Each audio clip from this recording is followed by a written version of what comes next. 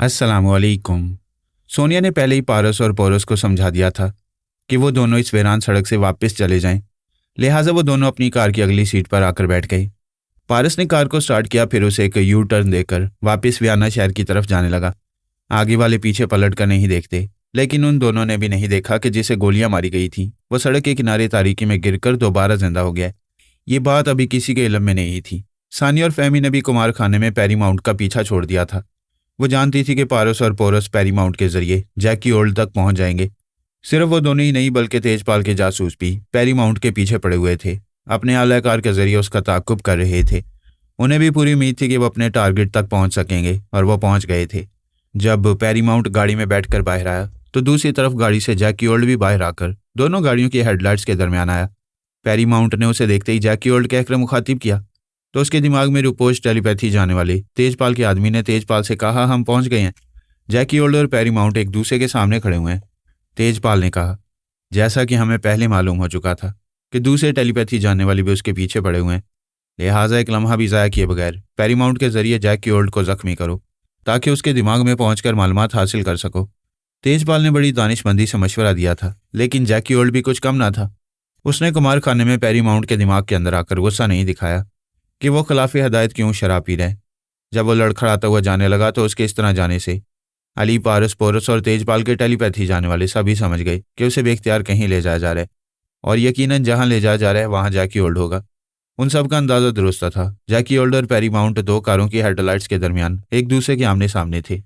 तेजपाल का टेलीपैथी जाने वाला चाहता था कि पैरी माउंट के दिमाग पर मुसल्लत होकर उसकी जेब से रिवॉल्वर निकालकर जैकी ओल्ड को जख्मी करे, लेकिन उससे पहले ही जैकी ओल्ड ने रिवॉल्वर निकालकर बगैर कुछ कहे उसे गोली मार दी थी। जब पैरी माउंट मर गया और उसका दिमाग मुर्दा हो गया तो मजबूरन तेजपाल के टेलीपैथी जाने वाले को वापस आना पड़ा। उसने मायूस होकर तेजपाल से कहा, आपकी प्लानिंग तो बहुत अच्छी थी और बड़ी कामयाबी हो रही थी, लेकिन जैकी ओल्ड तो हमसे भी ज़्यादा चालाक निकला। इससे पहले कि मैं पैरी माउंट के जरिए गोली मारता, उसने गोली चलाकर पैरी माउंट को हलाक कर दिया है। अब जैकी ओल्ड तक पहुंचने का कोई रास्ता नहीं, और हम किसी को आलाकार भी नहीं बना सकते। तेजपाल ने कहा, ओ गॉड, इतना सुनहरी मौका हाथ से निकल गया। वो लोग वियना शहर से तकरीबन 30 किलोमीटर दूर होंगे। जब तक हम किसी को आलाकार बनाकर वहां पहुंचे उस वक्त तक जैकी ओल्ड जा चुका होगा। ओल्ड बुजुर्ग को भी कहते हैं और पुराने वक्त और ज़माने को भी कहते हैं। पता नहीं नारंग कितना पुराना था। अब से पहले जब पहली बार उसे आत्मा शक्ति हासिल हुई थी तो कितनी बार जिस्म तब्दील कर चुका था, और हर बार नए जवान जिस्म में दाखिल होकर अपनी उम्र को जवान बनाता आया था। लेकिन उसकी आत्मा पुरानी और घिसी पीटी थी। इस पुरानी आत्मा के बायस उसे जैकी ओल्ड की बजाय नारंग ओल्ड कहना ज़्यादा मुनासिब होगा। वह सड़क के किनारे ढलान के साथ ज़मीन पर बैठा हुआ था। चंद मिनटों में उसके जख्म भर गए थे। वह सेहतमंद और तवाना होकर वहां से उठकर खड़ा हुआ और चढ़ाई चढ़ता हुआ सड़क के किनारे पर आकर अपनी कार में बैठा और अपनी खुफिया रिहाइशगाह की तरफ रवाना हो गया। तमाम रास्ते परेशान होकर सोचता रहा कि आखिर सोनिया से कब तक निजात मिलेगी। क्या कोई भी ऐसी तदबीर नहीं हो सकती कि आइंदा उसे मेरे पास आने का मौका न मिले। फिर उसने सोचा कि आखिर वो मुझ तक कैसे पहुंच जाती है। उसे कैसे मालूम हो जाता है कि मैं एक मुल्क से किसी दूसरे मुल्क में जाकर किसी दूसरे जिस्म में दाखिल हो चुका हूँ और एक नई ज़िंदगी गुजारना चाहता हूँ। लेकिन उसने मुझे 40 मिनट से ज़्यादा किसी भी जिस्म में ज़िंदा रहने नहीं दिया। माना कि वो गैर मामूली तौर पर ज़हीन और बहुत ही मक्कार है, लेकिन ये तो एक तरह से जादुई तमाशा है। आत्मा शक्ति का खेल है और वो आत्मा शक्ति नहीं जानती है। यही बात दिमाग में आई कि फराद की फैमिली वाले ईंट का जवाब पत्थर से देते हैं, लेकिन जब लोहे को जवाब देना होता है तो लोहा बनकर उसे काटते हैं। लिहाजा आत्मा शक्ति का जवाब और रूहानी टेलीपैथी के जरिए दे रहे हैं, इसलिए वो कामयाब हो रही है। उसे उनके जो इदारे वाले बुजुर्ग हैं जनाब तबरेज़ी और उसकी जो एक सौकन है आमना, दोनों ही रूहानियत के हामिल हैं। उनमें से कोई उसे बता देता होगा कि मैं आइंदा किस जिस्म में जा रहा हूँ, बल्कि जा चुका हूँ। वो आत्मा शक्ति के जरिए रूहानियत का मुकाबला कर सकता था, लेकिन उसमें एक खामी थी और वो ये कि बाबा साहब के इदारे में जो रूहानियत के तलबा और तालिबात थे या जनाब तबरेज़ी और आमना थे, उन्होंने मस्बत और तामीरी जज्बों के साथ रूहानियत का इल्म हासिल किया था, जबकि नारंग की आत्मा शक्ति हासिल करने के मकासद में मनफी और बदी के जज्बात थे। सिर्फ खैर व शर के तजाद के बायस नारंग उनसे कमज़ोर पड़ जाता था। अब तो उसकी अकल यही समझा रही थी कि आइंदा अगर उसे जिस्म तब्दील नहीं करना है और आत्मा शक्ति को मजीद कमज़ोर नहीं करना है तो उसे सोनिया के इशारों पर चलना होगा। ये जैकी ओल्ड अमरीकी होते हुए भी अमरीका वालों के लिए दर्द सर बना हुआ था, और सोनिया कह चुकी थी कि जब तक वो अमरीका के लिए मुसीबत बनता रहेगा तो वो उसे जैकी ओल्ड के जिस्म में रहने देगी। अली ने पारस और पोरस के जरिए मालूम किया था कि जैकी ओल्ड का क्या अंजाम हुआ है। उनकी बातें सुनकर अली ने कहा, पारस और पोरस, तुम दोनों को चाहिए था कि उसे गोली मारकर हलाक करने से पहले उसके चोर ख्यालात से उन बाकी टेलीपैथी जाने वालों के नाम और पते मालूम कर लेते जो उसके जेर असर हैं। पारस ने कहा, मैं ऐसा करना चाहता था, पहले उसे जख्मी करके उससे मालूमात हासिल करने वाला था, लेकिन मम्मा ने कहा मैं उसे मार डालूं। लिहाजा मैंने उनके हुक्म की तामील की और उसे 4 गोलियां मारकर हलाक कर डाला। अली ने सोनिया के पास आकर कहा, मम्मा, पारस ने मुझे जैकी होल्ड के मुतालिक बताया। आपने हुक्म दिया था कि उसे जख्मी ना किया जाए, उसके ख्यालात ना पड़े जाएं, उसे हलाक कर दिया जाए। ये हुक्म आपने क्यों दिया था? मैं जानती थी कि नारंग उसके जिस्म में दाखिल होने वाला है, मैं किसी वक्त भी मालूमात हासिल कर लूंगी। लिहाजा जैसे ही वह सड़क के नीचे जाकर गिरा और मर गया तो मेरी हदायत के मुताबिक सानी और फहमी ने उसके जहन में रहकर उसके चोर ख्यालात के जरिए बाकी 9 टेलीपैथी जानने वालों के नाम और पते मालूम किए हैं। मामा, जब नारंग की आत्मा जैकी होल्ड के जिस्म में दाखिल हो गई तो क्या उसने सानी और फहमी की सोच की लहरों को महसूस नहीं किया था? नहीं बेटे, उसको 4 गोलियां मारी गई थी। इन जख्मों को भरने में चंद मिनट लगे। इन चंद मिनटों में उन्होंने सब कुछ मालूम कर लिया। वेल डन मामा। अब तो हम उन 9 टेलीपैथी जानने वालों को भी अपने काबू में रख सकते हैं। नहीं, 6 टेलीपैथी जानने वाले काबू में हैं, लेकिन 3 टेलीपैथी जानने वाले सानी और फहमी के काबू में नहीं आए हैं। ऐसा क्यों हुआ? इसलिए कि उन सबके दिमागों में 3 माह के लिए तनवीमी अमल किया गया था और वो 3 माह पूरे हो गए थे। लेकिन उनमें से 3 ऐसे थे जो ज़बरदस्त कुव्वत इरादे के मालिक थे। उन्होंने अपने तनवीमी अमल के ख़त्म होने से चंद घंटे पहले ही जैकी होल्ड से निजात हासिल कर ली और कहीं गुम हो गए थे। क्योंकि वह सब गूंगे बने हुए थे, उनके लबो लहजे को हम में से किसी ने नहीं सुना, इसलिए सानी और फहमी उन तीनों तक नहीं पहुंच पाए। अली ने कहा, जो 6 टेलीपैथी जानने वाले हमारे कब्जे में आए हैं, उनके जरिए उन तीनों का सुराग मिल सकता है। वो सब टेलीपैथी जानने वाले एक दूसरे से अलग थे। किसी को किसी के बारे में कोई इल्म नहीं था, इसलिए उनके दिमाग में जाकर उनके चोर ख्यालात पढ़कर उन तीनों के बारे में मालूम नहीं किया जा सकता। बहरहाल सिर्फ 3 हमारे हाथ से निकल गई, लेकिन हमें खासी बड़ी कामयाबी हासिल हुई है, यही बहुत है। अभी तो नारंग को और दौड़ाना है, ज़रा देखते जाओ क्या होता है। आप तो किसी दुश्मन से निमटने से पहले उसकी जड़ों तक पहुंच जाती हैं। क्या आपने ये मालूम किया है कि नारंग की आत्मशक्ति किस हद तक कमज़ोर हो गई है? हाँ, बड़ी हद तक कमज़ोर हो गई है। वह अब किसी भी योगा जानने वाले शख्स के दिमाग में जा नहीं पाएगा। उसकी सोच की लहरों को कोई भी टेलीपैथी जानने वाला महसूस कर लिया करेगा। नीलमा भी इसी तरह जिस्म बदल बदल कर बड़े फ़ख्र से अपनी आत्मशक्ति का मुजाहरा करती थी। आखिर वो बिल्कुल ही कमज़ोर पड़ गई थी और उस जिस्म से निकल नहीं पा रही थी। बड़े अरसे तक पोरस ने उसका पीछा न छोड़ा, ना ही उसे दोबारा तपस्या करके आत्मशक्ति हासिल करने का मौका दिया। और आपने तो उसे बिल्कुल ही ख़त्म कर डाला। आप इस नारंग को भी ख़त्म करें और ये जादुई चक्कर ख्वामखा चल रहा है, इसको हमेशा के लिए ख़त्म कर डालें, ताकि ऐसे लोग हमारी राह में आकर ख्वामखा मसाइल ना पैदा किया करें।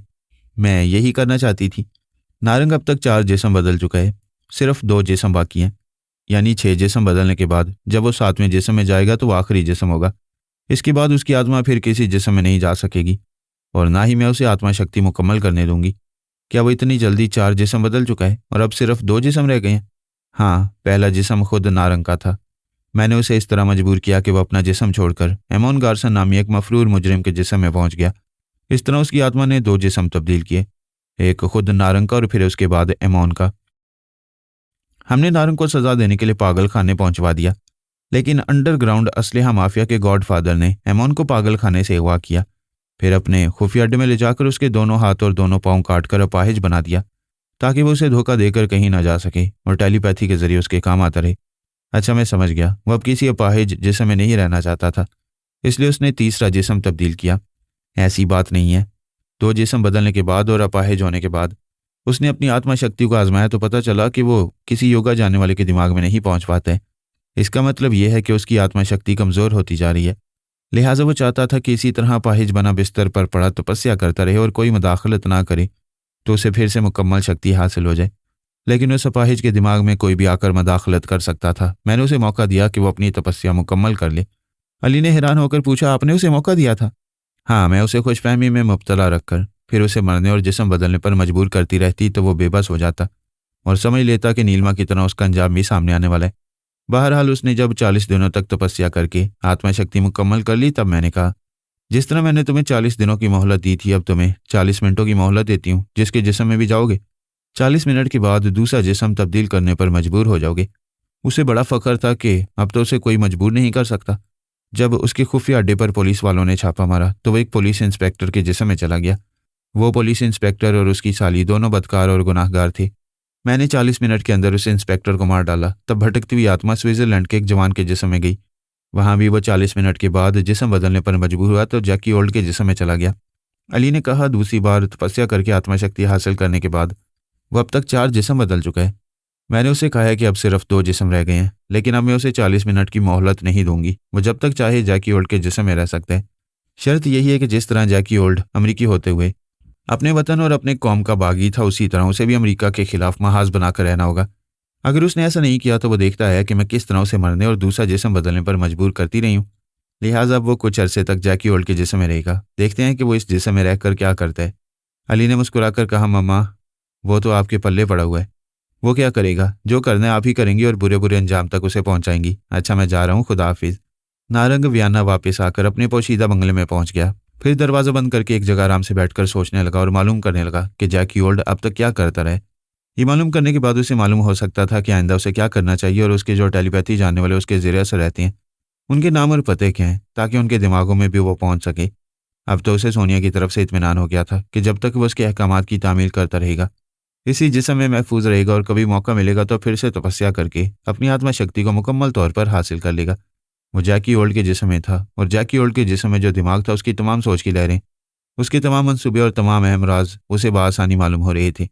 वो एक एक टेलीपैथी जानने वालों के नाम और पते मालूम करता जा रहा था, उनके लबो लहजे को भी नक्श करता जा रहा था।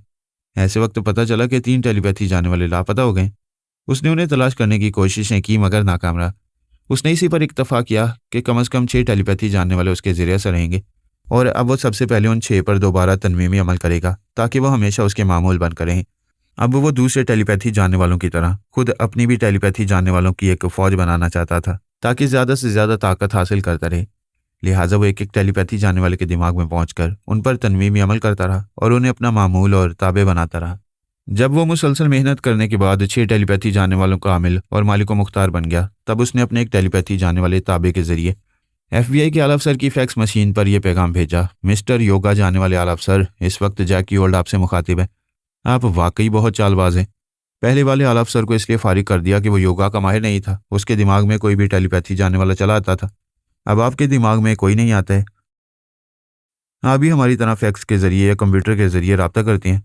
ये तो आप लोगों ने तय कर लिया कि मैं बागी और गद्दारी वतन हूँ और आपके बाकी अमले के टेलीपैथी जानने वाले आपके वफादार हैं और वाकई कुछ टेलीपैथी जानने वाले आंद्रे के जरिए आपसे रब्ता करते हैं और कुछ टेलीपैथी जानने वाले तेजपाल के जरिए रब्ता करते हैं। इस तरह उन्होंने अपने वफादार होने का यकीन दिलाने के बावजूद आपसे रूपोशी इख्तियार कर रखी है। ये वफादारी समझ में नहीं आती। बहरहाल मैं आपको खुद अपने से ज़्यादा समझदार समझता हूँ। आप अपने मामलात बेहतर जानते हैं। मैंने सोचा आपके ज़रिए दूसरे अमरीकी अकाबरीन तक ये खबर पहुंचा दूं कि आपके दूसरे तमाम टेलीपैथी जानने वालों ने मुझे घेरने और मारने की भरपूर कोशिशें की थीं। वो सब के सब पैरीमाउंट के पीछे पड़ गए थे, उसका ताकुब कर रहे थे और ये समझ रहे थे कि पैरीमाउंट कहीं ना कहीं मुझसे मुलाकात करेगा तो वो मुझे गिरफ्तार कर लेंगे। लेकिन अब आप अपने टेलीपैथी जानने वालों से मालूम कर लें, मैंने उनकी कोशिशों पर पानी फेर दिया है। उस जड़ को ही उखाड़ कर फेंक दिया जिसके ज़रिए वो मेरी तह तक पहुँच सकते थे। यानी मैंने पैरीमाउंट को कत्ल कर दिया है। अब कोई मेरे साय तक भी नहीं पहुँच सकेगा। अब आप चाहें तो अपने वफादार टेलीपैथी जानने वालों का मुहासबा कर सकते हैं और सख्ती से जवाब तलब कर सकते हैं कि उन्हें पैरीमाउंट का ताक़ुब करने की क्या ज़रूरत थी। वो सबके सब बयाना के कुमार खाने में पैरीमाउंट के साथ जुआ खेलने वालों के दिमागों में पहुंचे हुए थे और इतना भी नहीं समझ रहे थे कि अगर मुझे पैरीमाउंट से मुलाकात करना है तो मैं उसके दिमाग में रहकर पहले एहतियातन मालूम करता रहूँगा कि उसके दिमाग में कोई मुखालिफ टेलीपैथी जानने वाला नहीं है और ना ही कोई जिस्मानी तौर पर उसका ताक़ुब कर रहा है। लेकिन मैं तो पैरीमाउंट के दिमाग में बड़ी खामोशी से सारे तमाशे देख रहा था। बाय द वे, आप बड़े चालबाज समझे जाते हैं। कहीं आपने तो अपने वफादार टेलीपैथी जानने वालों को यह मशवरा नहीं दिया था कि वो पैरीमाउंट के दिमाग में नहीं? अगर आपने ही ये मशवरा दिया था तो फिर अपना मुहासबा आप खुद ही सख्ती से करें। बस मुझे इतना ही कहना है, दैट्स ऑल। उस अफसर ने इसे पढ़ने के बाद उसकी नकल CIA, आर्मी हेडक्वार्टर और दूसरे अमरीकी अकाबरीन को भेज दी और अपनी तरफ से भी कहा कि अपने वफादार टेलीपैथी जानने वालों का मुहासबा भी किया जाए कि उन्होंने क्यों नहीं सोचा कि पैरीमाउंट का ताक़ुब करेंगे। तो जैकी ओल्ड अहमक नहीं है कि वो खामोशी से पैरीमाउंट के दिमाग में रहकर हमारी टेलीपैथी जानने वालों की कार्रवाइयाँ देखता रहेगा। इस फैक्स को और FBI के आला अफसर की तहरीर को तमाम मुतल्लिका फ़ौजी अफसरान, इंटेलिजेंस वाले और तमाम अमरीकी अकाबरीन ने पढ़ा। उनके जो टेलीपैथी जानने वाले कुछ आंद्रे के ज़रिए असर थे और कुछ तेजपाल के ज़रिए रब्ता करते थे। वो दिन के वक्त 4 बार और रात के वक्त 2 बार रब्ता ज़रूर किया करते थे ताकि अहम मामलात को उनसे मालूम करने के बाद उनसे निमट सकें। जब तेजपाल ने और आंद्रे यानी अली ने उनसे कंप्यूटर के ज़रिए रब्ता किया, तब CIA के आला अफसर ने उनका मुहासबा किया। उनसे पूछा, तुम लोगों को पैरीमाउंट के दिमाग में रहकर उसका ताक़ुब करने की क्या ज़रूरत थी? क्या इतना भी नहीं समझ पाए कि जैकी ओल्ड पैरीमाउंट के दिमाग में खामोशी से मौजूद रहकर तुम सबकी कार्रवाइयाँ देखता रहेगा? एक तरफ से आंद्रे यानी अली ने और दूसरी तरफ से तेजपाल के टेलीपैथी जानने वालों ने इस बात से इनकार किया कि वो पैरीमाउंट का ताक़ुब कर रहे थे। ये सरासर गलत है। जैकी ओल्ड ने गलत बयान दिया है। तेजपाल के एक टेलीपैथी जानने वाले ने कहा, जैकी ओल्ड की ये बात एक तरह से सच हो सकती है। पेरीमाउंट के दिमाग में यकीनन टेलीपैथी जानने वाले गए होंगे, लेकिन वो हम नहीं थे। आप समझ सकते हैं अल्पा उसके दिमाग में गई होगी। जब शेर के मुंह को इंसानी खून का चस्का पड़ जाता है तो वो दरिंदा इंसान का ही शिकार करता है। इस तरह अल्पा ने 2 टेलीपैथी जानने वालों को बड़ी कामयाबी से हासिल किया है। अब वो पेरीमाउंट के जरिए जैकी होल्ट पर भी काबू पाना चाहती थी। फिर अगर एल्पा ने ये नहीं किया है तो फरहाद अली तैमूर या उसके फैमिली वाले और बाबा साहब केदार के जितने भी टेलीपैथी जानते हैं, उन्होंने पेरीमाउंट के जरिए जैकी होल्ट तक पहुंचने की कोशिश की होगी। हमें बाबा साहब केदारी को फरामोश नहीं करना चाहिए। तेजपाल के टेलीपैथी जानने वाले की इस बात में वजन था। उसने उन सबको कायल कर दिया कि वो पेरीमाउंट के दिमाग में नहीं थे और अमरीकी अकाबरीन ने भी इसे तस्लीम कर लिया। उनकी सोच का रुख बाबा साहब केदारी और मेरी और मेरे बेटे और बहुओं की तरफ हो गया। यूं भी अमरीकी हुक्काम, वहां की फौज के आला अफसरान और इंटेलिजेंस वाले भी यही समझते आ रहे थे कि उन्होंने बाबा साहब केदारी पर 2 नाकाम हमले किए, उसकी सजा हम उन्हें दे रहे हैं और उन्हें नुकसान पहुंचाते जा रहे हैं।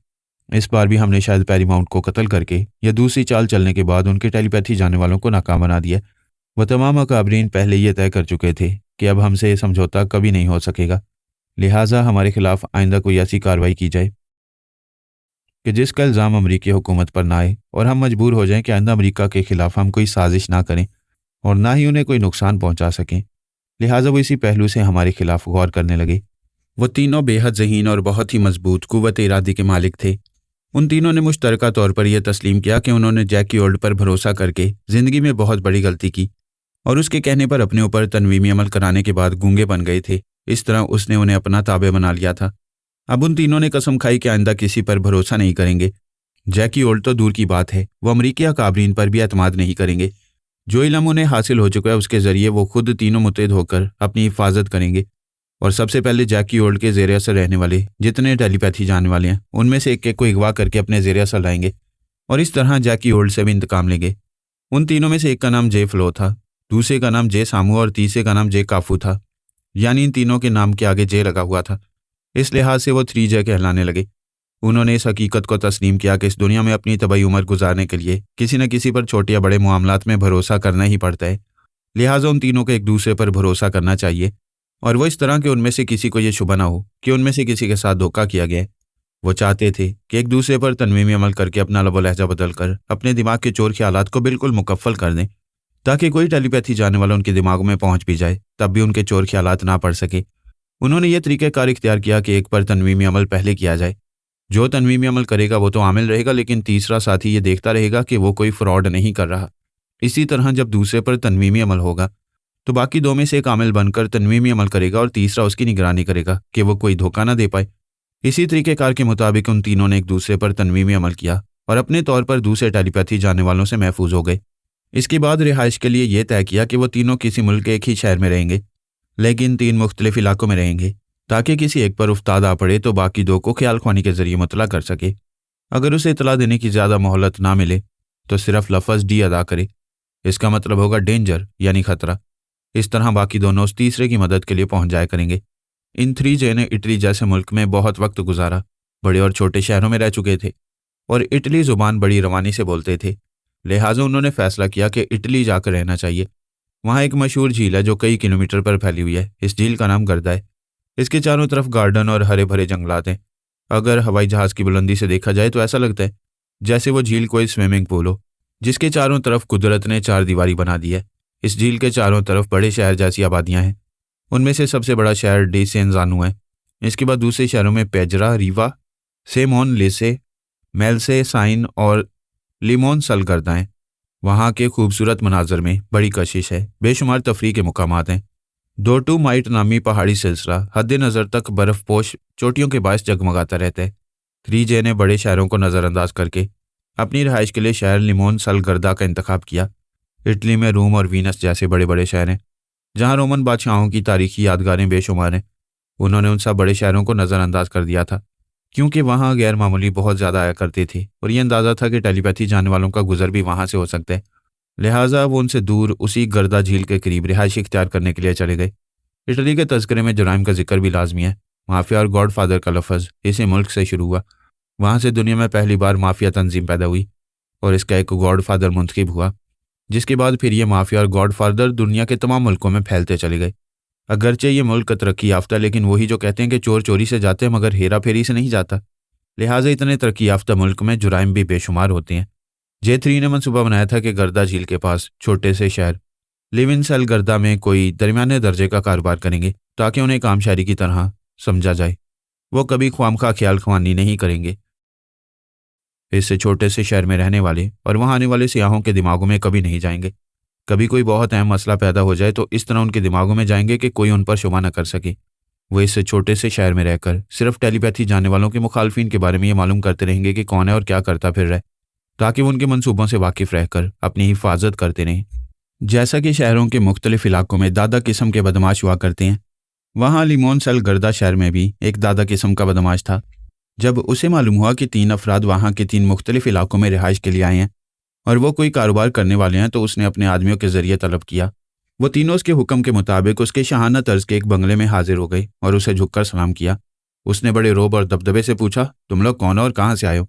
तीनों ने एक दूसरे से अजनबियत जाहिर की और अपना अलग अलग पता बताया कि वो कुछ कमाने के लिए बैरून मुल्क गए हुए थे, वरना वो इटली के रहने वाले हैं। चूंकि वो रोमानी से अतालवी जुबान बोल रहे थे, इसलिए वहाँ के बदमाश दादा को यकीन हो गया। लेकिन इस दौरान में उसके आदमी उनसे बुरी तरह पेश आते रहे। किसी ने उनको थप्पड़ मारा, किसी ने उनको लात मारकर गिरा दिया और उनसे बैठने के लिए भी नहीं कहा गया। फिर वहाँ के बदमाश दादा फ्रांजो ने कहा, नहीं, ये लोग बेज़रर हैं, इनसे कोई नुकसान नहीं पहुंचेगा। अगर पहुंचेगा तो इन्हें कुछ कहे सुने बगैर गोली से उड़ा दिया जाएगा। फिर दादा फ्रांजो ने उनसे कहा, तुम लोग यहाँ कारोबार करने आए हो, बेशक करो, लेकिन उसकी आमदनी का 25% हिस्सा मैं लिया करूंगा। अगर मेरे हिस्से में कमी की गई तो तुम लोग यहाँ 1 मिनट भी नहीं रह सकोगे। उन्होंने झुककर कहा, हम आपके गुलाम हैं, आप जो कहेंगे वही करेंगे। बस हम अमन मान से यहाँ कारोबार करके अपनी ज़िंदगी गुजारना चाहते हैं। वापसी पर जय काफू ने कहा, यह हम तीनों में बहुत बड़ी खूबी है कि हमें गुस्सा नहीं आता, हमें बर्दाश्त करने की कुव्वत है। वरना जिसके पास जिस्मानी कुव्वत होती है और टेलीपैथी जैसा हथियार होता है, तो वो खुद को पूरी दुनिया का हुक्मरान समझकर अपने से ज़्यादा शहज़ोरों से टकराकर चिकनाचूर हो जाता है। जय सामू ने कहा, हमें यही तर्ज अमल इख्तियार करना चाहिए। फ़र्ज़ करो यहाँ इत्तफाक से कोई टेलीपैथी जानने वाला आ जाए और यहाँ का बदमाश फ्रांजो उससे टकराए, तो वो टेलीपैथी जानने वाला उसकी ऐसी की तैसी भी करेगा और इसके ख्यालात भी पढ़ेगा, और ख्यालात पढ़ने के बाद उसे जब हम तीनों के मुतल्लिक मालूम होगा तो यही समझेगा कि हम लोग डरपोक, बुज़दिल और पुरअमन शहरी हैं। तीसरे साथी जे फ्लो ने कहा, हमारा यह तरीका बहुत अच्छा है। इस तरह हम इस बदमाश दादा फ्रांजो के जरिए इस टेलीपैथी जानने वाले के बारे में बहुत कुछ मालूम कर सकेंगे। जय काफू ने कहा, एक बात मेरे जहन में आ रही है और वो ये कि इत्तफाक से कभी कोई टेलीपैथी जानने वाला यहाँ आ जाए और हमारे दिमागों में पहुँचना चाहे, तो हम ना चाहते हुए भी बेख्तियार अपने ही तनवीमी अमल के असर से सांस रोक लेंगे। और जब सांस रोकेंगे तो किसी टेलीपैथी जानने वाले को शुबा होगा कि हम बाहर से कुछ और अंदर से कुछ और हैं। हाँ, ऐसा तो हो सकता है।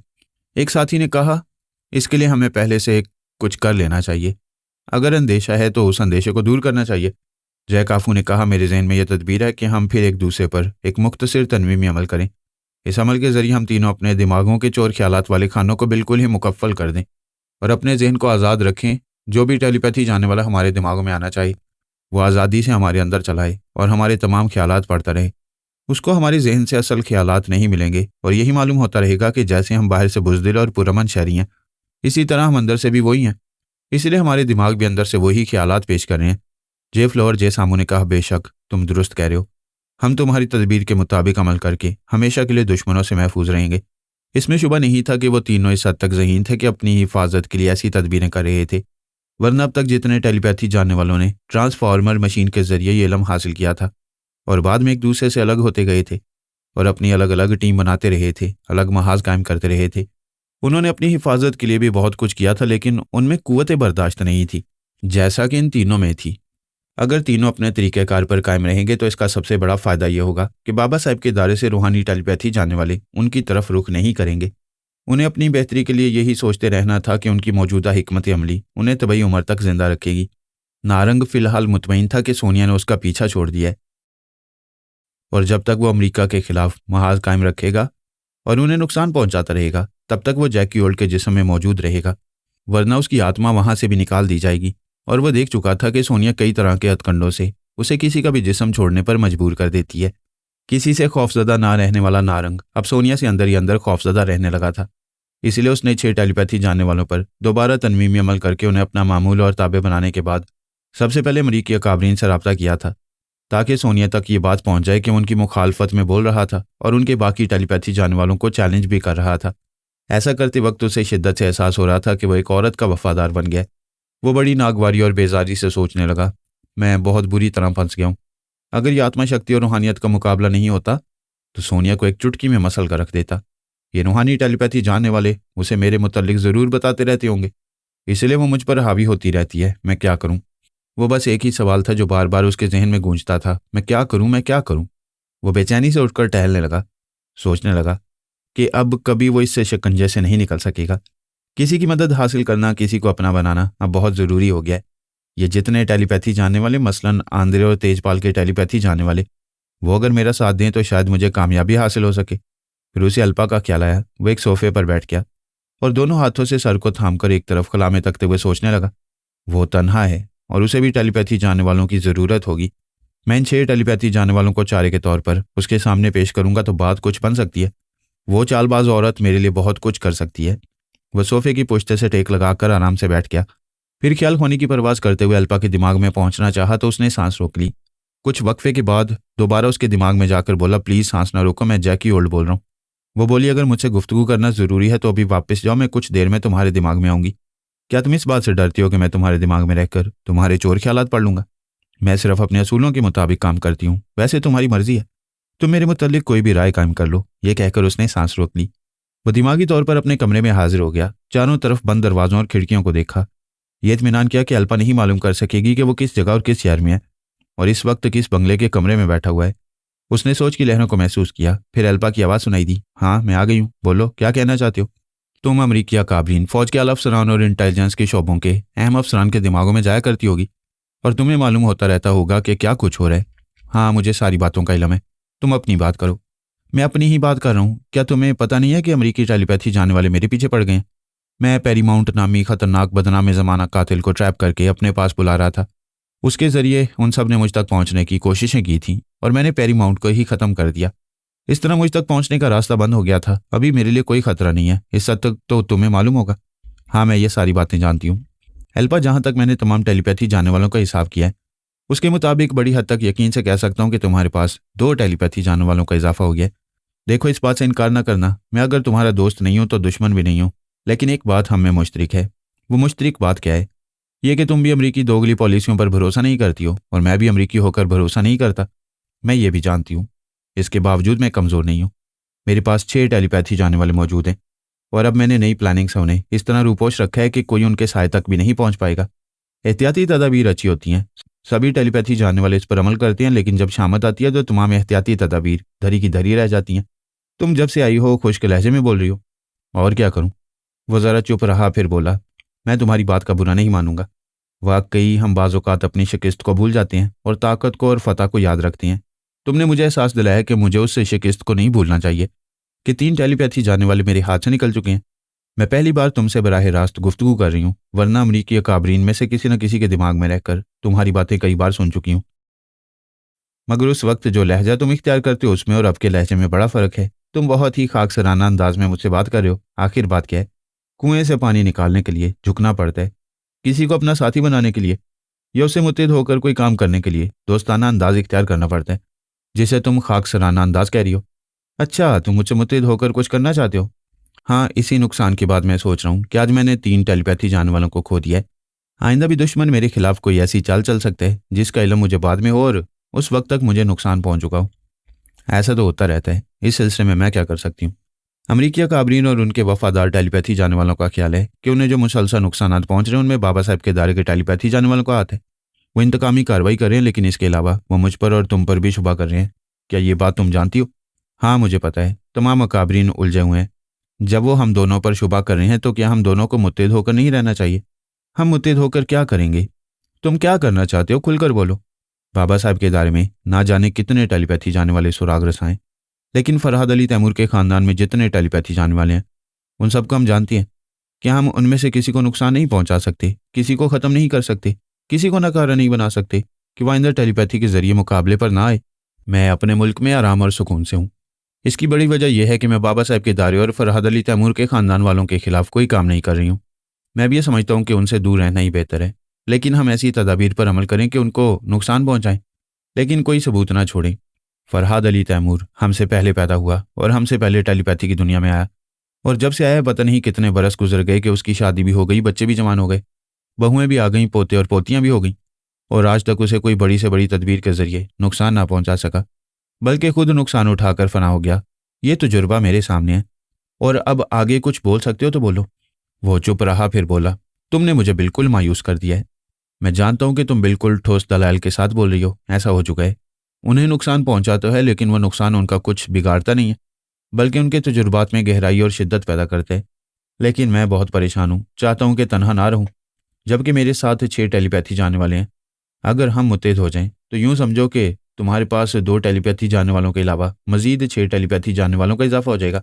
हाँ, ये सब्ज बाग तो खूब दिखा रहे हो, लेकिन मेरी बात का जवाब मुझे नहीं मिल रहा। अगर तुम्हारी समझ में नहीं आया तो फिर मैं सवाल करती हूँ कि क्या हम बाबा साहब केदार या फरहाद अली तैमूर के किसी भी रिश्तेदार को छेड़कर अमन सुकून से कहीं भी महफूज रह सकती हैं? तुम दुरुस्त कह रही हो, मगर मायूस भी कर रही हो। क्या दुनिया में कोई काम नामुमकिन होता है? काम करने लगो तो नामुमकिन नजर आता है, जब कर गुजरो तो मुमकिन बन जाता है। आज तक अगर उन्हें मात नहीं हुई है तो क्या आइंदा भी मात नहीं खा सकते? अगर वो आइंदा भी मात खा सकती हैं और तुमने उन्हें मात देने की ठोस तदाबीर सोची हैं या सोच सकते हो, तो फिर मुझे बताओ। ठीक है, मैं तुम्हारे इस सवाल का जवाब दूंगा। पहले अच्छी तरह गौर कर लूं, फिर आऊंगा। उसने सांस रोक ली। एल्पा उसके दिमाग से वापस अपनी जगह हाजिर हो गई। उसने टेलीफोन के जरिए ब्रेन आदम से रब्ता किया और उसे मुखातिब किया, बिग ब्रदर, अभी मेरे दिमाग में जैकी ओल्ड आया था। मैंने उसे वापस कर दिया, फिर उसके दिमाग में जाकर बातें करने लगी। उसे तवील गुफ्तगू करने का मौका दिया ताकि इस दौरान मैं उसके चोर ख्यालात पढ़ सकूं। ब्रेन आदम ने पूछा, क्या तुमने उसके चोर ख्यालात पढ़े? हाँ, पहले आप ये सुन लें कि नारों को इस बात का बड़ा गुरूर था कि वो किसी भी योगा जाने वाले के दिमाग में घुस सकता है और कोई उसके दिमाग में नहीं आ सकता, और ना कभी उसके चोर ख्यालात पढ़ सकते हैं। उसका ये गुरूर टूट चुका है। अब वो किसी योगा जाने वाले के दिमाग में नहीं आ सकता, लेकिन ये गुरूर अब भी उसके अंदर है कि कोई उसके फौलादी दिमाग के अंदर आकर उसके चोर ख्यालात नहीं पढ़ पाएगा। एल्फा, अभी तुम जैकी ओल्ड की बात कर रही थी और अब नारंग की बात कर रही हो, यही तो बात है। जब मैं उसके चोर ख्यालात पढ़ रही थी तो पता चला कि जैकी ओल्ड मर चुका है और नारंग ने उसके जिस्म पर कब्जा जमाया हुआ है। उसकी आत्मा जैकी ओल्ड के जिस्म में है। अभी ख्याल खोने के जरिए मुझसे जैकी ओल्ड नहीं बल्कि उसके अंदर छुपा हुआ नारंग बोल रहा था।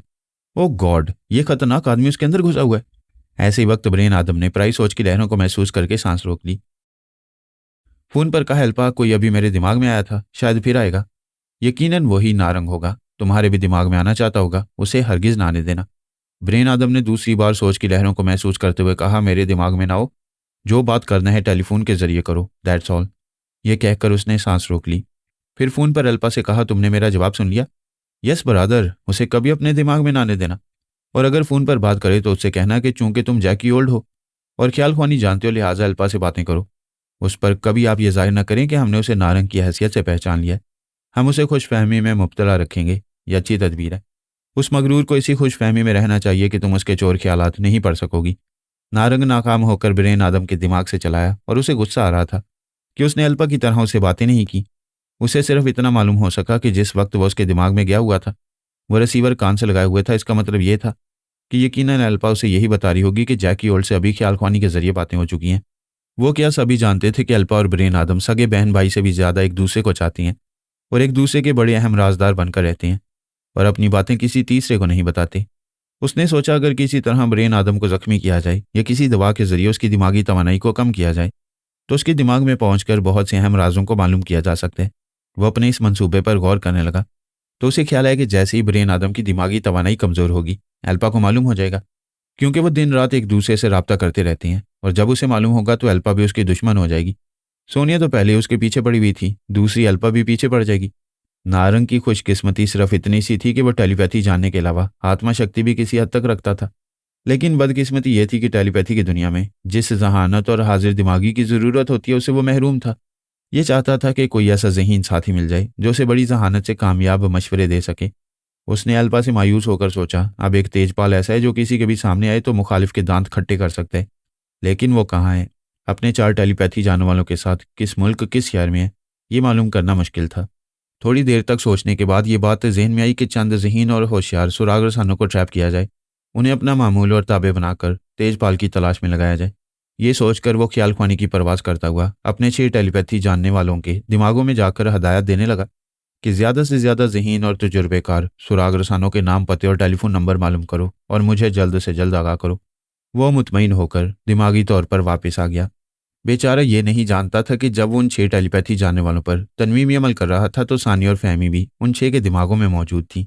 अब वो उन 6 टेलीपैथी जानने वालों के दिमागों में जाकर मालूम कर सकते थे कि आइंदा जैकी ओल्ड यानी नारंग क्या करने वाला है। पारस और पोरस वियना में थे। उन्हें बाबा साहब के इदारे से यह हदायत दी गई थी कि वो ऑस्ट्रिया जाएं। एक बहुत बड़े कुमारखाने से उन्होंने भी पैरीमाउंट का ताकुब किया था। यूं ताकुब करने के नतीजे में उन्होंने जैकी ओल्ड को एक वीराने में देखा था, फिर उसे गोली मार दी।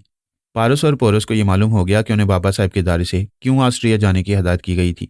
उस वीराने में एक दुश्मन के हलाक हो जाने के बाद पारस और पोरस सोनिया के कहने पर वापस वियना जा रहे थे। रास्ते में सोनिया ने ख्याल ख्वानी के जरिए बताया कि दरअसल जैकी ओल्ड मरने के बावजूद जिंदा है, क्योंकि उसके अंदर नारंग की आत्मा समाई हुई है। काम ये था कि नारंग पर नजर रखी जाए, और काम कुछ भी नहीं था, क्योंकि नारंग का पता ठिकाना और फ़ोन नंबर सब कुछ मालूम था। इस हिसाब से उनके लिए कोई खास काम नहीं था, बस घूमना फिरना और ऐश करना रह गया था। वो दोनों एक साथ नहीं रहते थे। जिस होटल में उन्होंने कैंप किया था उसके अलग अलग फ्लोर पर उनके अलग अलग कमरे थे, और वो एक दूसरे से मुलाकात भी नहीं करते थे। ख्याल ख्वानी के जरिए एक दूसरे से गुफ्तगू हो जाती थी। ख्याल ख्वानी करते वक्त भी बहुत मोहतात रहते, एक दूसरे के दिमाग में जाकर चुपके से थोड़ी देर तक देखते रहते और मालूम करने की कोशिश करते कि कोई मौजूद है या नहीं। इसके बाद एक दूसरे को मुखातिब करते। एक नाइट क्लब के डांसिंग फ्लोर पर नौजवान जोड़े ऑर्केस्ट्रा की मीठी धुन पर रक्स कर रहे थे। उन जवानों में पोरस भी एक हसीन लड़की के साथ डांस कर रहा था। उस क्लब के दूसरे हिस्से में डाइनिंग हॉल था, वहां पारस आकर बैठ गया। सोच रहा था कि खाने के लिए कुछ मंगवाया जाए। ऐसे ही वक्त एक उम्र रसीदा खातून उसकी मेज के पास आकर बोली, अगर तुम्हें एतराज ना हो तो मैं यहाँ बैठ सकती हूँ। हाँ हाँ ज़रूर, मैं तो तनहा हूँ और यहाँ 4 कुर्सी हैं, तुम बैठ सकती हो। वो खातून तकरीबन 40 बरस की होगी, लेकिन उसने ज़बरदस्त मेकअप किया था ताकि 16 साल की नजर आए। ये मुमकिन नहीं था, लेकिन वो कम अज़ कम 28 या 30 बरस की जवान औरत नजर आ रही थी। सफ़ेद बालों को काला किया हुआ था, चेहरे की शिकनों को मेकअप के जरिए छुपा लिया था। पारस ने कहा, तुमने यहाँ आकर मेरी तन्हाई और मेरी मायूसियाँ दूर कर दी हैं। तो क्या तुम मायूस हो? किस बात से मायूस हो? यही कि मेरी उम्र गुजरती जा रही है और मेरी शादी नहीं हो रही। वो हंसती हुई बोली, क्यों मजाक करते हो? तुम्हारी उम्र क्या गुजरी, अच्छे खासे 20-22 बरस के जवान नजर आते हो। हाँ वो तो नजर आता हूँ, लेकिन अब मैं तुम्हें तो कह नहीं सकता कि क्यों जवान नजर आता हूँ। ऐसी क्या बात है कि मुझसे कहना नहीं चाहते? दरअसल बात यह है कि जब तक मेरी शादी नहीं होगी तब तक मैं अपनी असली उम्र बताना नहीं चाहता। प्लीज़ मुझे अपना समझ कर बताओ, मैं तुम्हारी शादी करा दूंगी। क्या वादा करती हो? मैं सच बोलूंगा तो मेरी शादी हो जाएगी। ऑफ कोर्स, तुम मुझे आजमा कर देख लो। पारस ने मेज पर आगे की तरफ झुकते हुए उसके करीब होते हुए धीमी आवाज में कहा, शायद तुम यकीन ना करो, मैं इस वक्त 45 बरस का हूँ।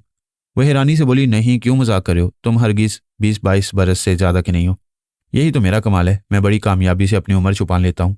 मैं मेकअप का माहिर हूँ, मैंने बाल काले किए हुए हैं, चेहरे का मेकअप इस तरह किया हुआ है कि एक भी झुर्री नजर नहीं आती। क्योंकि जवानी से वर्जिश करता रहूं और बॉडी बिल्डिंग करता रहूं, इसलिए सेहतमंद नजर आ रहा हूँ। ताज्जुब है, तुम्हें देखकर पता ही नहीं चलता कि तुम 45 बरस के हो। ऐसा कहते वक्त वो अपने दिल में सोच रही थी कि मैं भी तो 40 बरस की हूँ, लेकिन कम उम्र दिखाई देती हूँ। उसने पारस से पूछा, अच्छा ये बताओ मेरी उम्र क्या होगी? पारस ने उसे देखते ही कहा, तुम, जैसा कि मैंने पहली नज़र में अंदाज़ा किया है, ज़्यादा से ज़्यादा 18 बरस की होगी, या हो सकता है कि 1-2 बरस ज़्यादा हो। वो खुश हो गई, फिर बोली, तुम्हारा अंदाज़ा दुरुस्त है।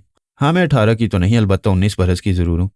19-20 के फ़र्क से क्या होता है? तुम्हें तो देखते ही ख्वाहिश पैदा हुई कि तुम मेरे पास बैठो, और तुमने खुद ही यहाँ बैठने की इजाज़त तलब की। ये मेरी खुशकिस्मती है, लेकिन बदकिस्मती भी होगी। बदकिस्मती क्यों होगी? ये कि जब भी कोई मुझे पसंद आ जाती है तो वो मुझसे शादी करने से इनकार कर देती है। माजरत चाहती है कि वो पहले से इंगेज्ड है। लिहाजा अब तक कोई ऐसी कमारी नहीं मिली जिसकी मंगनी ना हुई हो या शादी ना हुई हो। मेरा ख्याल है तुम्हारी भी मंगनी हो चुकी होगी। वह शर्माने लगी जैसे वाकई 19 बरस की हो, फिर बोली, मैं अभी कमा रही हूँ। वेटर ने आकर दोनों के सामने मेन्यू रखा। पारस ने कहा, खाने से पहले सूप पिया जाए। उस खातून ने भी कहा, हाँ मैं खाने से पहले सूप पीती हूँ। पारस ने वेटर से कहा, इनके लिए एक चिकन सूप ले आओ और मेरे लिए एक बूढ़ी मुर्गी का सूप लाओ। वेटर ने हैरानी से देखा। उस खातून ने भी हैरानी से पारस को देखते हुए पूछा, ये बूढ़ी मुर्गी का सूप क्यों पीना चाहते हो? मैं क्या बताऊं, इस वेटर के सामने कुछ कह नहीं सकता। अभी इस वेटर के सामने मैं बूढ़ी मुर्गी का सूप तलब कर रहा हूं, अगर नहीं है तो मैं सूप नहीं पीऊंगा। वेटर ने कहा, सर आप तशरीफ रखें, मैं मोहतरमा के लिए सूप लेकर आ रहा हूँ और किचन के इंचार्ज से मालूम करूंगा। अगर कोई बूढ़ी मुर्गी होगी तो उसे ज़िबा करवा के सूप तैयार करवा के ले आऊंगा। वेटर चला गया। खातून ने कहा, यह क्या बात है, तुम बूढ़ी मुर्गी का सूप क्यों पीना चाहते हो? तुम सूप की बात करियो, मैं तो बूढ़े जानवरों का गोश्त भी खाता हूँ। हर चीज़ जो पुरानी होती है उसे पसंद करता हूँ, ताकि अब मैं जवान लड़कियों का ख्याल बिल्कुल छोड़ दूँ। अब तो मैंने कसम खा लिया कि कोई उम्र रसीदा खातून होगी तो उससे शादी करूंगा, वरना कवारा ही मर जाऊंगा। मरने की बात ना करो, फिलहाल मुझे बहुत उम्र वाली समझ लो। तौबा तौबा, कैसी बातें करती हो? इतनी हसीन पुरकशिश और नौमर हसीना मेरे सामने बैठी और मैं उसे बूढ़ी समझूं? हरगिज नहीं। भाई मैं तुम्हें जिंदा रखने के लिए, तुम्हें हासिल करने के लिए बूढ़ी बनने को तैयार हूँ। वो बोला, जब मैं घर जाता हूँ तो अपना मेकअप उतार देता हूँ, जो बाल स्याह किए हुए हैं उन्हें फिर से सफ़ेद कर देता हूँ और मुंह में जो नकली दांत है उन्हें निकाल कर रख देता हूँ। क्या तुम मेरे साथ रहकर ऐसा कर सकती हो? क्यों नहीं कर सकती, ज़रूर कर सकती हूँ। तुम अगर कसम खाओ कि मुझसे शादी करोगे तो मैं अपने बाल सफ़ेद कर लूँगी, अपनी बतीसी भी निकलवा दूंगी। मैं कसम खाकर कहता हूँ, अभी चलो, मेरे घर चलो। हम अभी बूढ़े हो जाएंगे और कल सुबह रजिस्ट्रार के दफ्तर में जाकर शादी कर लेंगे। वो खुश होकर बोली, ओ गॉड, मैंने ख्वामखा जवान बनने के लिए इतनी मेहनत की। लानत भेजो सूप पर, अभी चलते हैं और हम दोनों बूढ़े बन जाते हैं। अब मैं तुम्हें राज की बात बताती हूँ। मैंने भी बाल काले किए हुए हैं और मेरे मुंह में भी कई दांत नकली हैं और मैं 41 बरस की हूँ। पारस ने दोनों हाथ उठाकर छत की तरफ देखते हुए कहा, खुदा का शुक्र है, तुम पहली औरत हो जो इतनी मेहनत के बाद अपनी असल उम्र बता रही हो। जब तुम सच बोल रहे हो तो मैं भी सच बोल रही हूँ। ये तो अच्छी बात है कि सच बोलना चाहिए, लेकिन एक सच मैंने और छुपाया है। वो क्या? वो ये कि मैं तुमसे शादी करने के बाद भी अपनी आदत नहीं छोड़ूंगा। बूढ़ी मुर्गी का सूप पीऊंगा, बूढ़े जानवरों का गोश्त खाऊंगा, और जब मुझे ये चीज़ें नहीं मिलती तो मैं बूढ़ी औरत को ही काट कर खा जाता हूँ। वो एकदम से चौंक कर सीधी बैठ गई। ये क्या बक रहे हो? देखो, जब मैं सच बोल रहा हूँ तो तुम्हें भी सच बोलना चाहिए और सच सुनना चाहिए, जैसा कि पहले सुन चुकी हो।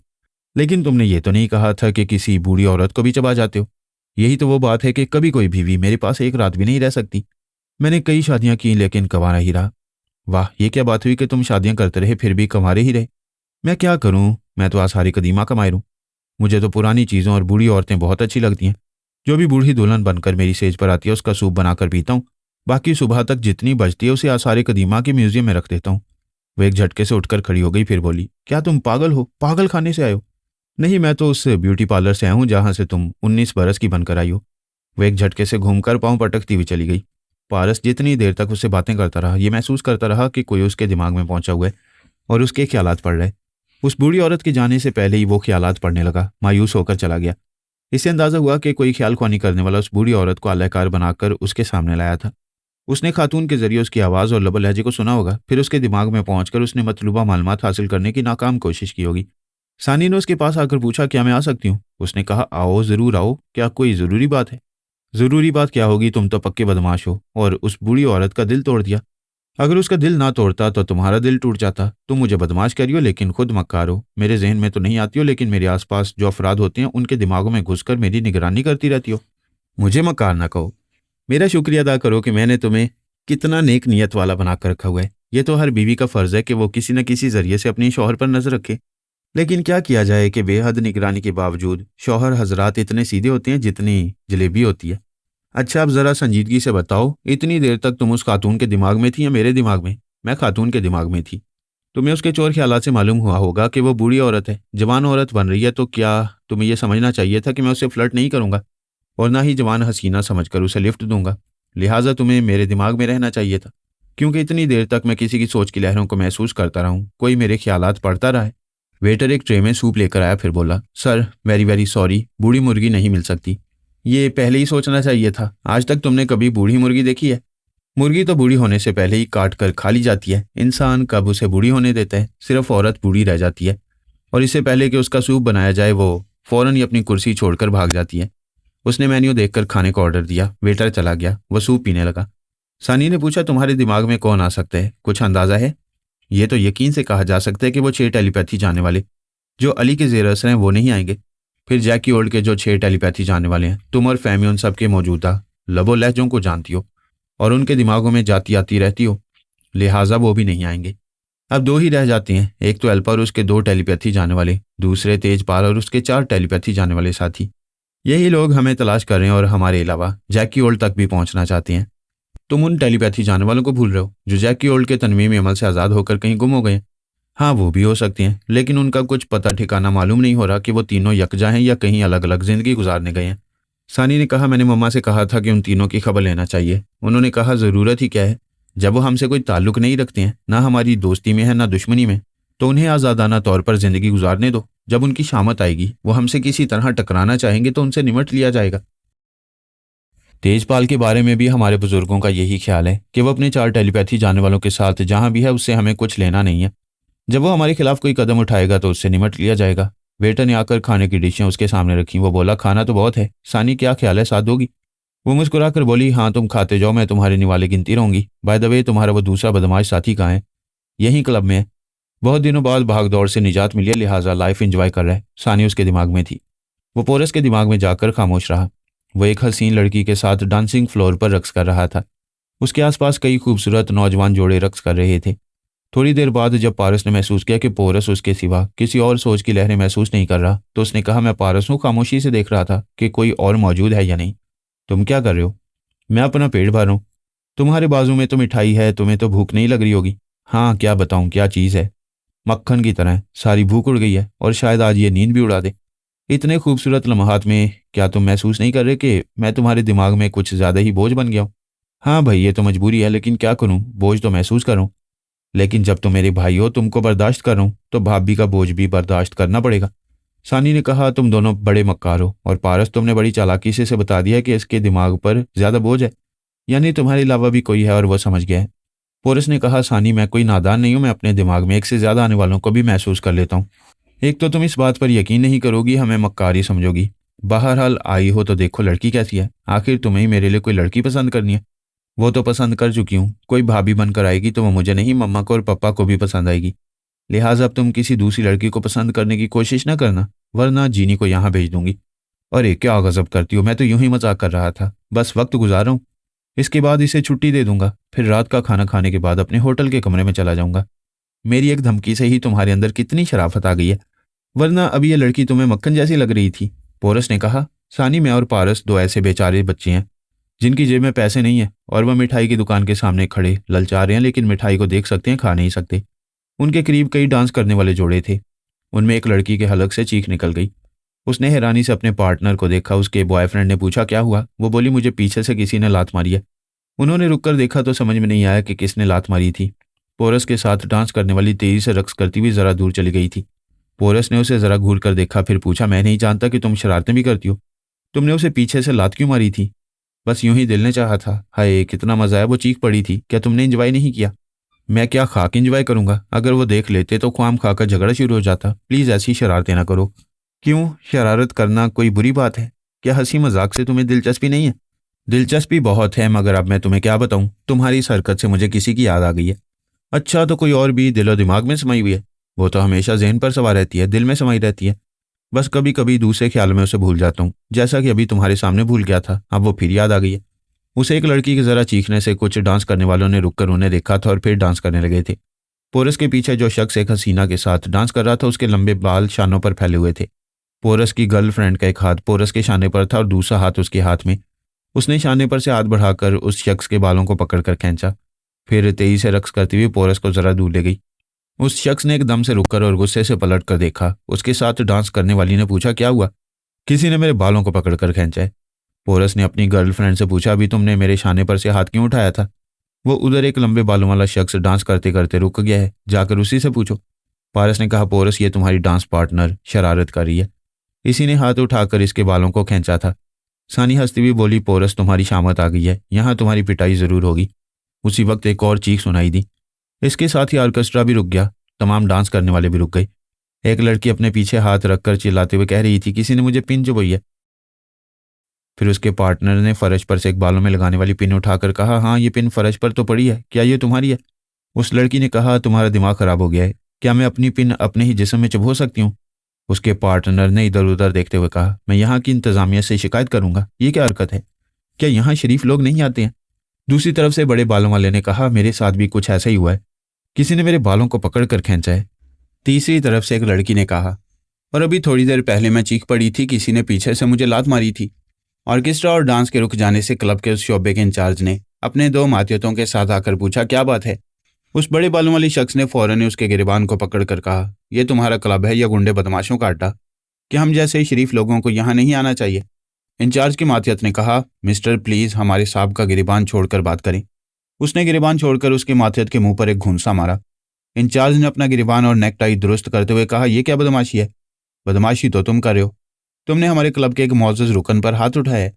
उसकी बात खत्म होते ही दूसरे शख्स ने इंचार्ज के मुंह पर घूंसा मारते हुए कहा, अगर तुम्हारी कोई गर्लफ्रेंड को पीछे से लात मारे तो क्या तुम्हें गुस्सा नहीं आएगा? डांस करने वालों में से एक बॉडी बिल्डर भी था। उसने सामने आकर कहा, मिस्टर ये हाथ क्यों उठाया जा रहा है, क्या जुबान से शिकायत नहीं की जा सकती? पोरस की पार्टनर उस बॉडी बिल्डर के सामने जाकर बोली, तुम क्या इनके चमचे हो? हम यहाँ एंजॉय करने आते हैं, किसी की बदमाशियां बर्दाश्त करने नहीं आते। एक बेचारी को पिन चुभोई गई, वो बेचारी शर्म से बता भी नहीं सकती कि कहाँ चुभोई। क्या तुम्हें शर्म आती है? देखो तुम एक लड़की हो, मैं तुम्हारे मुंह लगना नहीं चाहता। तुम्हारी शिकायत दुरुस्त है, शिकायत जुबान से होनी चाहिए। शिकायत हाथ से होगी तो फिर मैं यहाँ अच्छे अच्छों की पिटाई कर दूंगा। उसकी बात खत्म होते ही पोरस की पार्टनर ने उसका हाथ पकड़कर अपनी तरफ खींचा, फिर जूडो का दाव इस तरह इस्तेमाल किया कि वह फिजा में कलाबाजी खाकर उछलता हुआ दूसरी तरफ गिर पड़ा। फिर उसके उठने से पहले ही वो उसके सर पर आ पहुंची। जैसे उसने उठना चाहा, उस लड़की ने उसके मुंह पर एक ठोकर मारी। वो दूसरी तरफ लुढ़क गया। इसके साथ ही वहां जिसके साथ ज्यादती हुई थी, उनके मर्द पार्टनर दोनों से लड़ने लगे और औरतें भी एक दूसरे को बुरा भला कहने लगी। एक हंगामा सा बरपा हो गया। पोरस ने दोनों हाथों से सर को थामकर अपनी डांस पार्टनर को लड़ते हुए और उस बॉडी बिल्डर को पिटाई करते हुए देखकर कहा, ओ माय गॉड, इस लड़की के अंदर जीनी पहुंची हुई थी। मैं इतनी देर से जीनी के साथ डांस कर रहा था, अब मेरी समझ में बात आई है। सानी हंसने लगी। पोरस ने कहा, तुम मेरी हालत पर हंस रही हो, शर्म नहीं आई? मैंने पहले ही कहा था तुम्हारी शादी इसी से होगी जो टेलीपैथी जानती होगी। मैंने तो इतना ही चैलेंज किया था, ये तो इससे भी कुछ आगे ही निकल रही है। पोरस ने कहा, अच्छा अब ये बकवास बंद करो, संजीदगी से सुनो। जिस तरह मेरे दिमाग में कोई पहुंचा हुआ था, उसी तरह जीनी की हरकतों के बायस जो हंगामा बरपा हो रहा है, तो टेलीपैथी जानने वाले जरूर मुतवज्जा होंगे। लिहाजा हम सबको ख्याल ख्वानी से परहेज करना चाहिए। हम तुम्हारे दिमाग से जा रहे हैं। सानी, तुम जीनी के पास जाकर उसे समझाओ कि वह खुद को पोरस के सामने जाकर जीनी कहे और ना ख्याल ख्वानी करे। पारस दिमागी तौर पर अपनी जगह हाजिर होकर खाने में मसरूफ हो गया। उधर क्लब की इंतजामिया के कई अफराद ने आकर उन्हें आपस में लड़ने झगड़ने से रोका, फिर उनसे माजरत करते रहे। उन्होंने कहा, अब हम ये मालूम करेंगे कि कौन ये शरारतें करता रहा और कौन एक दूसरे को आपस में लड़ा रहा था। प्लीज़ खामोश हो जाएं, हमारे क्लब की बदनामी होगी। हंगामा रुक गया, खामोशी छा गई। लेकिन वो बॉडी बिल्डर एक लड़की के हाथ से मार खाकर अपनी तौहीन महसूस कर रहा था। वो चीख कर बोला, मैं इस लड़की को जिंदा नहीं छोड़ूंगा। ये बड़े दावपेश दिखा रही थी, मैं इसे निचोड़ कर रख दूंगा।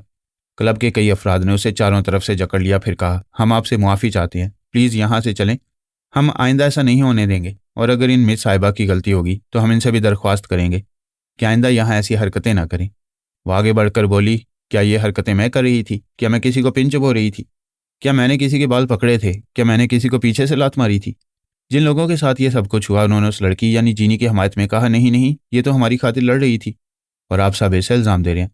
फिर क्लब के मालिक ने कहा, देखें, मैं कभी अपने दफ्तर से उठकर नहीं आता, लेकिन यहाँ अपनी नेक नामी की खातिर आया हूँ और आप लोगों से मुआफ़ी चाहता हूँ। जो कुछ हुआ है उसे भूल जाइए। मेरे दफ्तर में आइए, मैं आप लोगों की शिकायत दूर कर दूंगा। उस वक्त सानी जीनी के दिमाग में पहुंचकर समझा रही थी कि आइंदा उसे क्या करना है। ना पोरस के करीब रहना है, ना उसके दिमाग में रहकर उसे मुखातिब करना है, और ना ख्याल ख्वानी करना है। उधर होटल की इंतजामिया पोरस के साथ डांस करने वाली को और बॉडी बिल्डर को अपने साथ दूसरे फ्लोर पर अपने दफ्तर में ले गई। पोरस वहां से चलता हुआ डाइनिंग हॉल की तरफ जाने लगा। उसे भी अब भूख लग रही थी। ऐसे वक्त पोरस और पारस दोनों ही ख्याल ख्वानी कर रहे थे और बड़ी खामोशी से उस लड़की के दिमाग में पहुंचे हुए थे जिसके साथ पोरस डांस कर रहा था।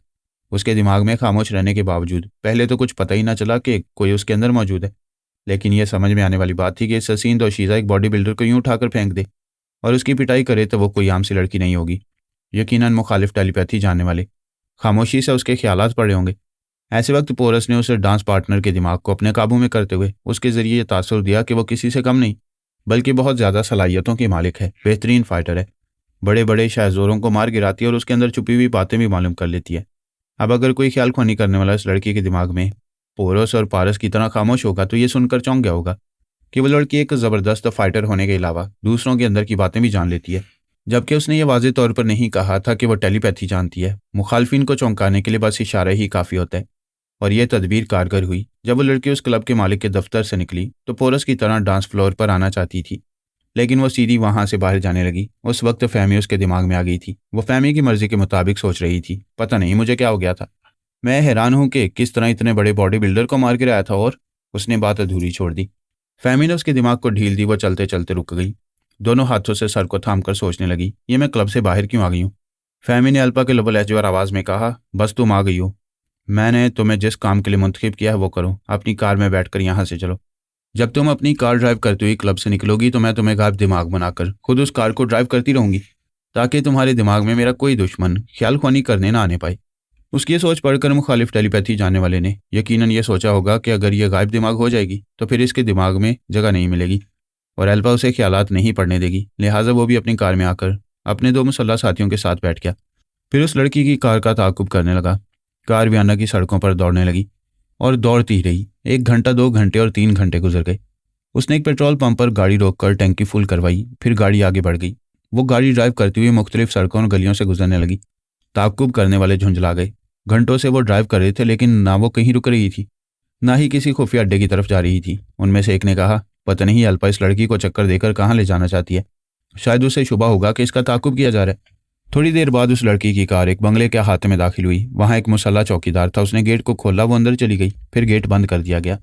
वो ताकुब करने वाले जरा देर रुक गए थे और अब ख्याल ख्वानी के जरिए मालूम करना चाहते थे कि लड़की किसके बंगले में गई है।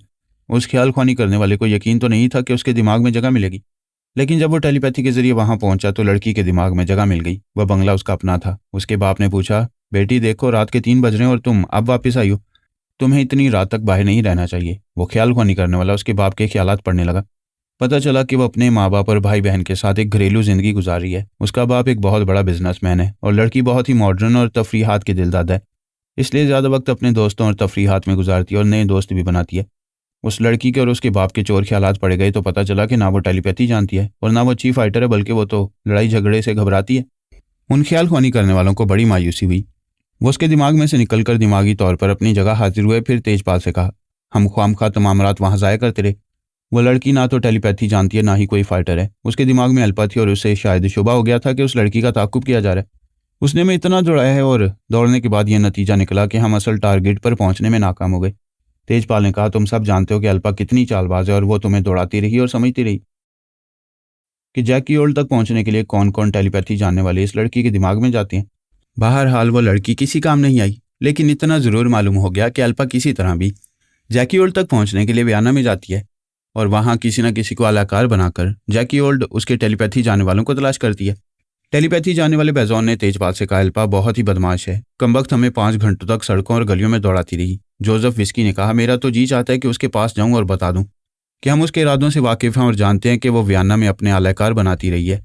तेजपाल ने कहा, उसके पास जाओगे? ऐसा कहोगे तो क्या हासिल करोगे? देखो, जब भी कोई काम करो तो ये सोच कर करो कि इस काम के बदले कुछ हासिल होना चाहिए। जब कुछ हासिल नहीं होगा तो ख्वामखा अपना वक्त ज़ाया करोगे। लिहाजा अपने अपने दिमागों को ठंडा रखो और ये बताओ, क्या सिर्फ इसी लड़की के दिमाग में गए थे? जोसेफ विस्की ने कहा, नहीं, पहले हमने इस क्लब के डाइनिंग हॉल में एक नौजवान को तन्हा देखा। उस पर कुछ शुबा हुआ तो एक बूढ़ी औरत के दिमाग में चला गया। उस बूढ़ी खातून को जवान बनकर रहने का शौक था। वो जब उस जवान के साथ डाइनिंग टेबल पर बैठकर उसे बातें करने लगी तो मैं उस जवान के दिमाग में पहुंच गया। उसके चोर ख्यालात पढ़ने लगा। पता चला कि वो एक रईसज़ादा और क्लबों में आता जाता और खाता पीता और रक्स करता है और बाप की दौलत लुटाता रहता है।